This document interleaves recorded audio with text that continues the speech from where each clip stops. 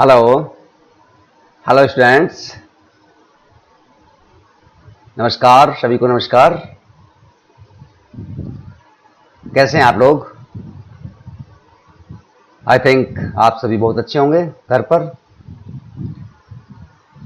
Dear students, आज हम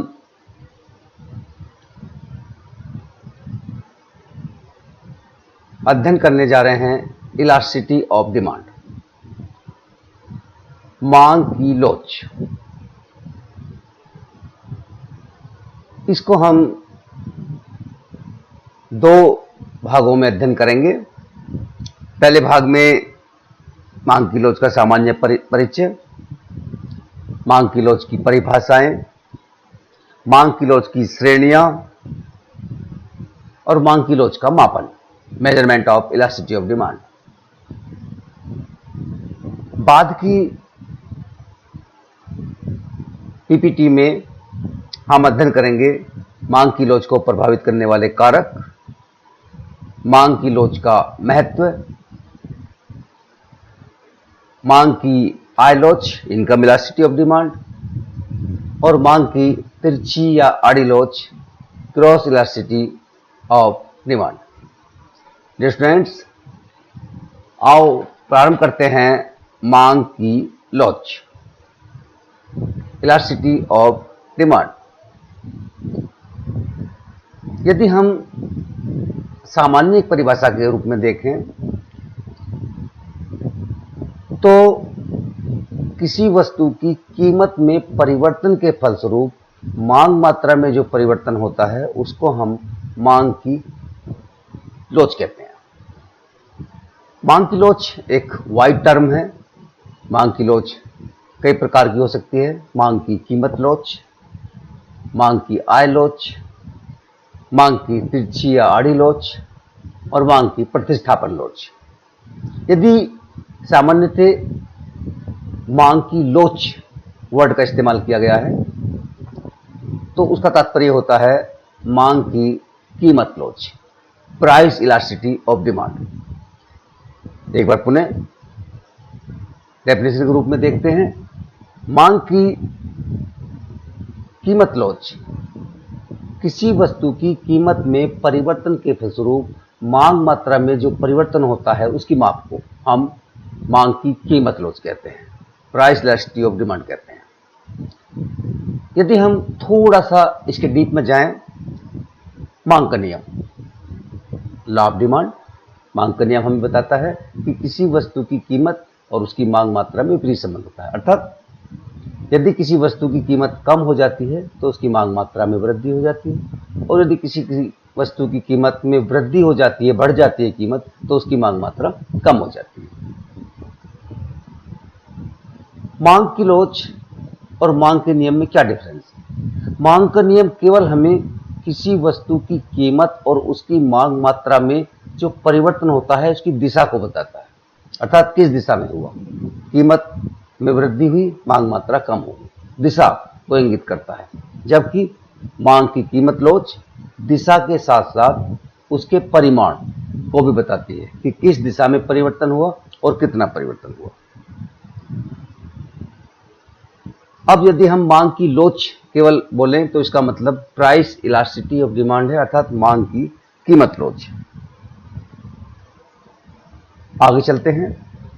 मांग की कीमत लोच को एक बार फिर परिभाषा के रूप में देखते हैं कि किसी वस्तु की कीमत में परिवर्तन के फलस्वरूप उसकी मांग मात्रा में जो परिवर्तन होता है उसे हम मांग की कीमत लोच या प्राइस इलास्टिसिटी या सामान्यतः मांग की लोच या मांग की सापेक्षता बोलते हैं।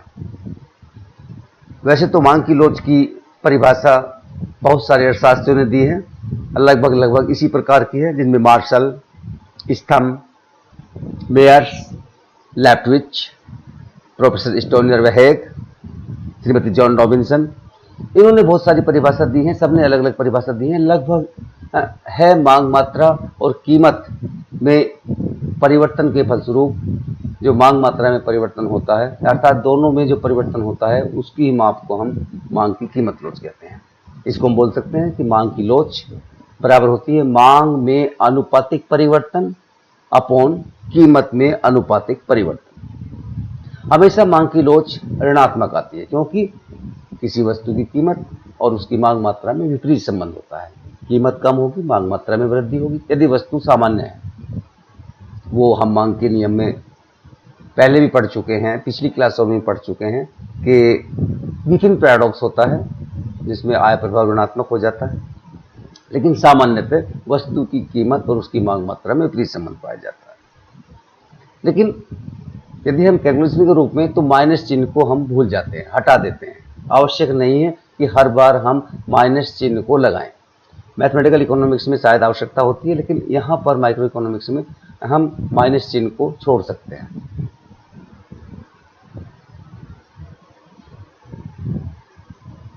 मांग और कीमत के जो रिलेशन है उसको हम मांग की कीमत लोच कहते हैं। अर्थात किसी वस्तु की कीमत में परिवर्तन के फलस्वरूप उसकी मांग मात्रा में जो परिवर्तन होता है उसकी माप को हम मांग की कीमत लोच कहते हैं। अर्थात मांग मात्रा में आनुपातिक परिवर्तन अपॉन कीमत में आनुपातिक परिवर्तन। मांग मात्रा में आनुपातिक परिवर्तन कैसे निकालते हैं कि मांग मात्रा में कितना परिवर्तन हुआ अपॉन प्रारंभिक मांग मात्रा कितनी थी, उसके नीचे आएगा कि कीमत में कितना परिवर्तन हुआ और आरंभिक कीमत क्या थी। यदि हम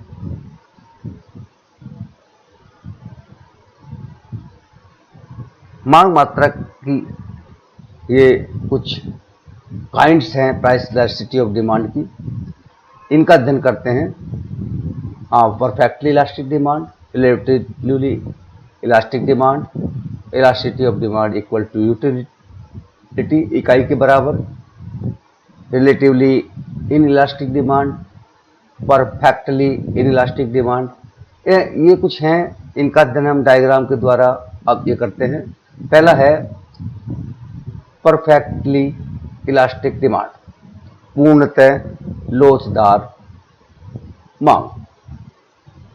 ये क्या होता है कि जब किसी वस्तु की कीमत में तनिक भी परिवर्तन ना हो, बिल्कुल परिवर्तन ना हो, और उसकी मांग मात्रा में बहुत अधिक परिवर्तन हो जाए, उसकी मांग मात्रा में बहुत अधिक कमी या बहुत अधिक वृद्धि हो जाए, तो हम उसे मांग की पर पूर्ण इलास्टिसिटी या पूर्णतः लोचदार मांग बोलते हैं। EP is equal to infinity. आप इसमें देखें, ये डिमांड कर्व है, इसमें कीमत OD के बराबर है और मांग मात्रा कितनी भी हो सकती है, बढ़ सकती है। कीमत में परिवर्तन नहीं होता है, मांग मात्रा बहुत अधिक कम या अधिक हो जाती है। इस प्रकार की जो इलास्टिसिटी ऑफ डिमांड है वो वास्तव मार्केट में नहीं पाई जाती। नेक्स्ट बात करते हैं रिलेटिवली इलास्टिक डिमांड, और इसको हम बोलते हैं इकाई से अधिक लोचदार मांग। ये जब कीमत में परिवर्तन की अपेक्षा मांग मात्रा में परिवर्तन अधिक अनुपात में होते हैं। दोबारा बोलते हैं, कीमत में परिवर्तन की अपेक्षा मांग मात्रा में परिवर्तन अधिक अनुपात में होते हैं। जैसे कि कीमत में 10% की कमी हुई और मांग मात्रा 18% या 20% बढ़ गई, अधिक हो गई, तो उसको हम रिलेटिवली इलास्टिक डिमांड या अत्यधिक लोचदार मांग कहते हैं। अधिकांशतः जो विलासिता की वस्तुएं होती हैं उनकी मांग की लोच E more than 1 इकाई से अधिक लोचदार होती है। विलासिता की वस्तुओं की मांग रिलेटिवली इलास्टिक डिमांड होती है या अत्यधिक लोचदार मांग होती है। नेक्स्ट चलते हैं। नेक्स्ट श्रेणी क्या है? Elasticity of demand equal to unity, इकाई के बराबर। जब कीमत में परिवर्तन और मांग मात्रा में परिवर्तन समान अनुपात में होते हैं, जितनी कीमत में कमी हुई या वृद्धि हुई उसी के अनुरूप मांग मात्रा में परिवर्तन होते हैं, तो मांग की लोच इकाई के बराबर होती है या मांग लोचदार होती है। जैसे कीमत में 10% की कमी हुई और मांग मात्रा में भी एग्जैक्ट 10% की वृद्धि हो जाए, तो मांग की लोच इकाई के बराबर होगी। अधिकांश जो कंफर्ट गुड्स होती हैं, आवश्यक वस्तुएं होती हैं, कंफर्ट गुड्स आरामदायक वस्तुएं होती हैं, वो उनकी मांग की लोच इकाई के बराबर होती है, कीमत में परिवर्तन और मांग मात्रा में परिवर्तन समान अनुपात में होते हैं। Next, inelastic demand. इसमें मांग की लोच इकाई से कम लोचदार होती है। इसमें कीमत में परिवर्तन अधिक होते हैं और फलस्वरूप मांग मात्रा में परिवर्तन कम होते हैं। अर्थात कीमत में परिवर्तन अधिक होते हैं अनुपातिक, और मांग मात्रा में अनुपातिक रूप से परिवर्तन कम होते हैं। अर्थात कीमत में परिवर्तन के फलस्वरूप मांग मात्रा में अनुपातिक परिवर्तन कीमत की तुलना में कम होते हैं, तो मांग बेलोचदार होती है। इकाई से कम लोचदार भी बोलते हैं इसको। अधिकांश से जो असेंशियल गुड्स होती है, अति आवश्यक वस्तुएं होती हैं, उनकी मांग की लोच इकाई से कम लोचदार होती है। नेक्स्ट, परफेक्टली इनइलास्टिक डिमांड, पूर्णतः बेलोचदार मांग। इसमें जब कीमत में बहुत अधिक परिवर्तन हो जाने पर भी, कीमत बहुत अधिक कम हो जाए या कीमत में बहुत अधिक वृद्धि हो जाए, मांग मात्रा में कोई परिवर्तन नहीं होता है। आप इस डायग्राम में देख सकते हैं। यदि हम इस पर चलें, कीमत यहाँ होगी तो भी मांग मात्रा इतनी है, कीमत यहाँ पे है तो भी मांग मात्रा इतनी है। अर्थात कीमत में परिवर्तन अत्यधिक होने पर भी मांग मात्रा में परिवर्तन ना हो, उसे हम पूर्णतः बेलोचदार मांग, परफेक्टली इनइलास्टिक डिमांड कर, जैसा कि ये डी के द्वारा दिखाया गया है, ये होता है। ये E = 0, मांग की लोच 0 के बराबर होती है। ये सभी जितनी भी हमने श्रेणियां पढ़ी हैं, ये हम एक ही डायग्राम में भी दिखा सकते हैं। इसमें D1, ये D2, ये D3, ये D4, ये D5। पहला पूर्णतः लोचदार मांग वक्र, दूसरा इकाई से अधिक लोचदार मांग वक्र, तीसरा इकाई के बराबर लोचदार E = 1, इकाई से कम लोचदार मांग, और D5 परफेक्टली इनइलास्टिक, पूर्णतः बेलोचदार मांग वक्र। अर्थात यदि मार्केट में देखें हैं तो पूर्णतः लोचदार मांग वक्र और पूर्णतः बेलोचदार मांग वक्र वास्तव में अनुपस्थित पाए जाते हैं। लेकिन यदि थोड़ा सा हम आज के युग में देखें तो नमक परफेक्टली इनइलास्टिक में आता है। नमक की कीमत बहुत अधिक कम या ज़्यादा हो जाने पर हम उसकी मांग मात्रा में लगभग समान रखते हैं, क्योंकि नमक की मांग मात्रा बहुत अधिक परिवर्तित नहीं होती है। इसी प्रकार से माचिस, या तो वो इसकी इलास्टिसिटी 0 के या लगभग 0 के बराबर होती है, बहुत कम होती है, बहुत अधिक बेलोचदार होती है। अति आवश्यक वस्तुएं हैं, उनको हमें क्रैक करना ही पड़ता है, चाहे उनकी कीमत में कितना ही परिवर्तन हो जाए। नेक्स्ट, की methods of measurement of elasticity.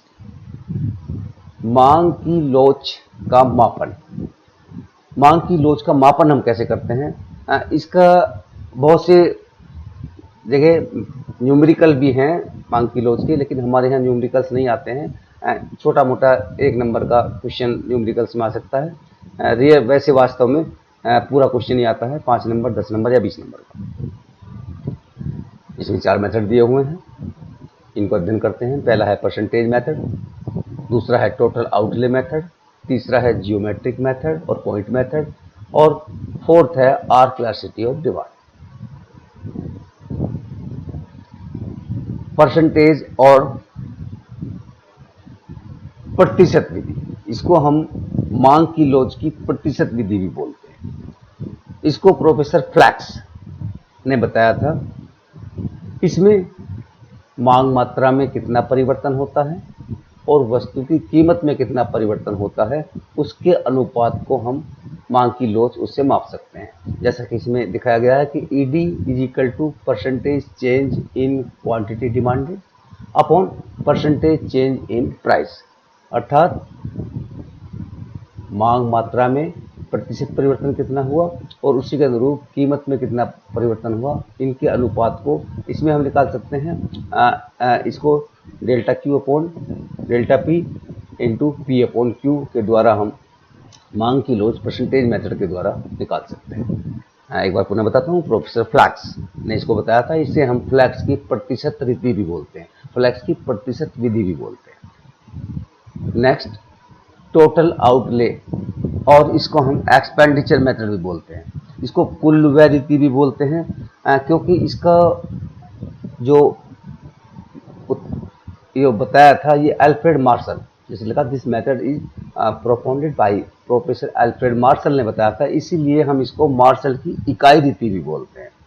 इसमें क्या है, मांग की लोच हम कीमत में परिवर्तन से पहले और कीमत में परिवर्तन के बाद कुल व्यय, किसी वस्तु पर किया गया कुल व्यय में कितना परिवर्तन होते हैं उसकी तुलना करते हैं और उसी के अनुरूप मांग की लोच की गणना करते हैं।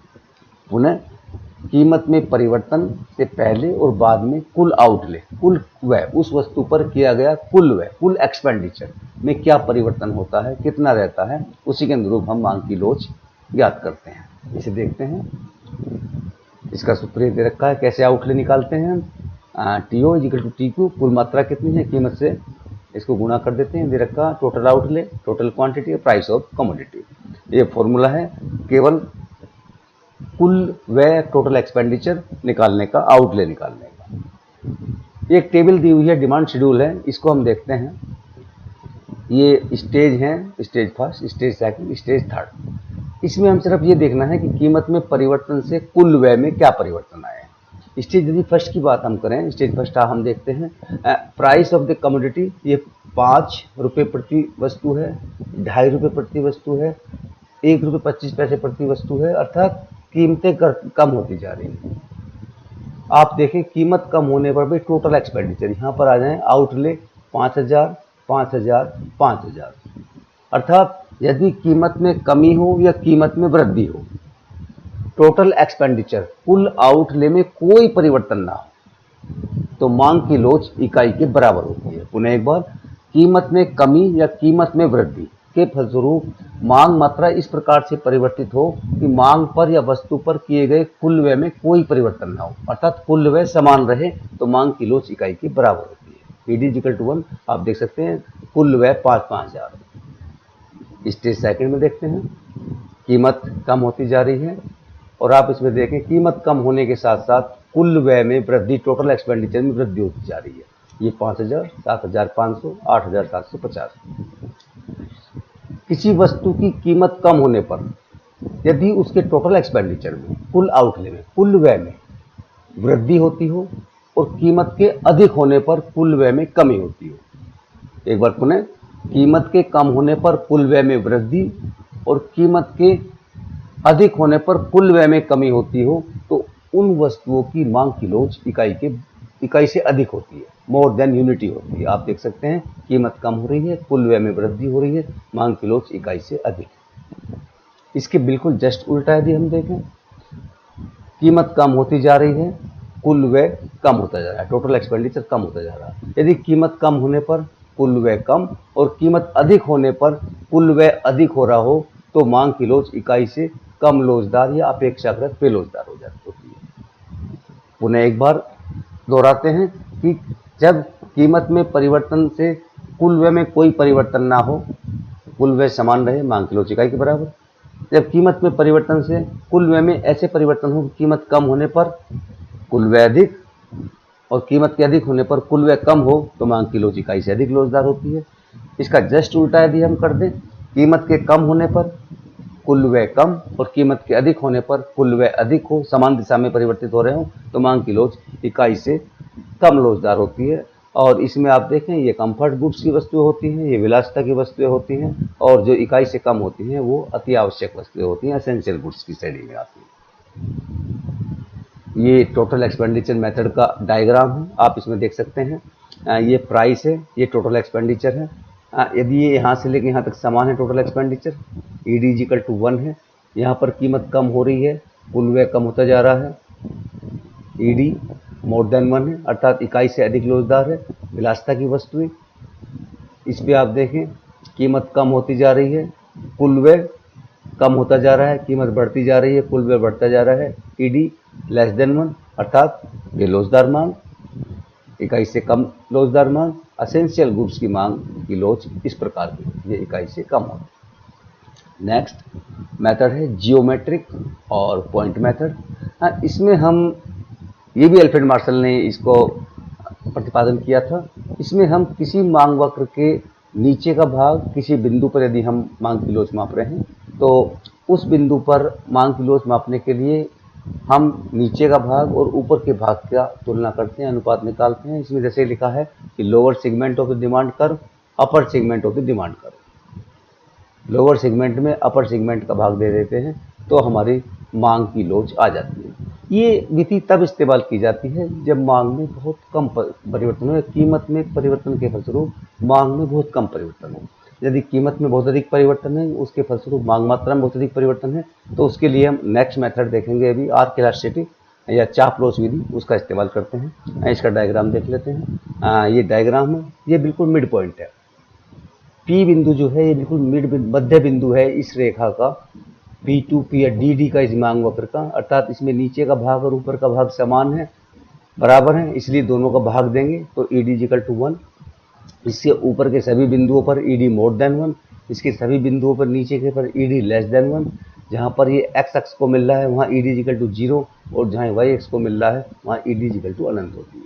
यहाँ पूर्णतः लोचदार मांग यहाँ पर, अर्थात हम देख सकते हैं कि जो मांग वक्र है उसके अलग अलग बिंदु पर मांग की लोच भिन्न भिन्न होती है, अलग अलग होती है। यदि मांग वक्र सरल रेखा के रूप में नहीं है, एक वक्र के रूप में है, मांग वक्र इस प्रकार का है, सपोज मांग वक्र इस प्रकार का है, एक वक्र के रूप में है, तो किसी बिंदु पर मांग की लोच ज्ञात करने के लिए उस बिंदु से हम एक स्पर्श रेखा खींचते हैं और उसमें नीचे का भाग और ऊपर का भाग उनकी तुलना कर लेते हैं, भाग दे देते हैं और इससे हमें मांग की लोच ज्ञात हो जाती है। अधिकांशतः मांग की लोच केवल 3 ही ऐसे मांग वक्र हैं जिन पर समान रहती है। एक हाइपरबोला, रेक्टेंगुलर हाइपरबोला, उस पर मांग की लोच प्रत्येक बिंदु पर इकाई के बराबर होती है। पूर्णतः लोचदार मांग वक्र प्रत्येक बिंदु पर अनंत होती है। पूर्णतः बेलोचदार मांग वक्र, उस पर मांग की लोच 0 के बराबर होती है।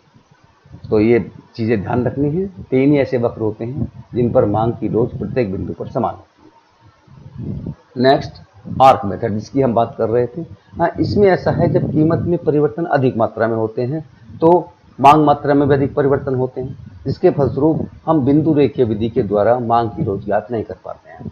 इसमें प्रॉब्लम ये आती है कि यदि हम कीमत परिवर्तन से पहले की कीमत और मांग मात्रा को आधार बनाते हैं और उसकी मांग की लोच कुछ और आती है, यदि कीमत परिवर्तन के बाद की कीमत और मांग मात्रा को आधार बनाते हैं तो मांग की लोच डिफरेंट आती है, अलग अलग आती है।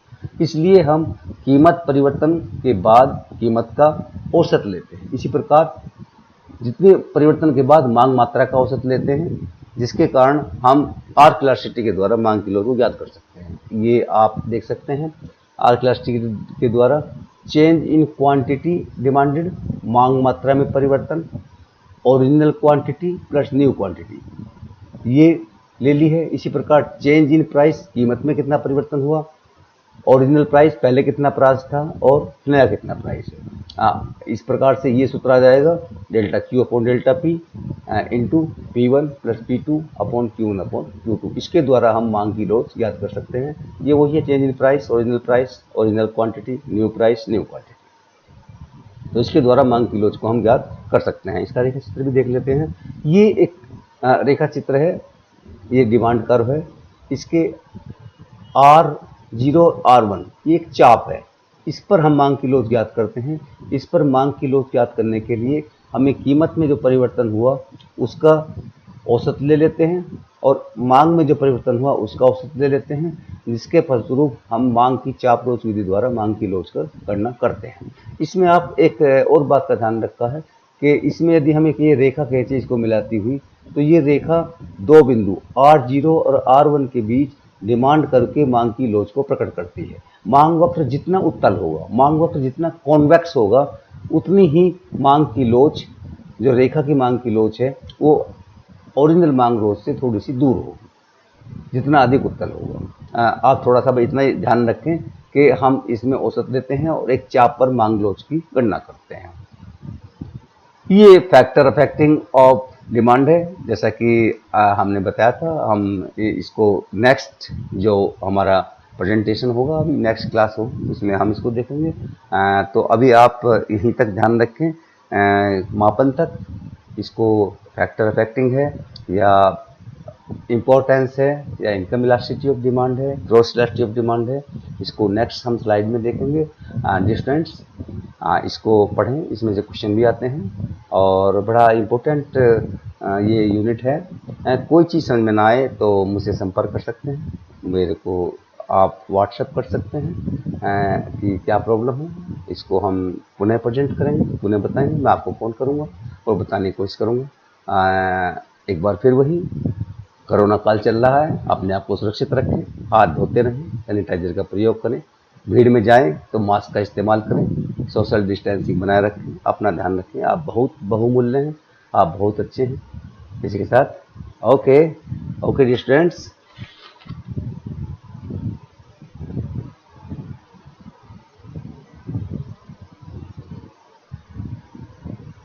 ओके।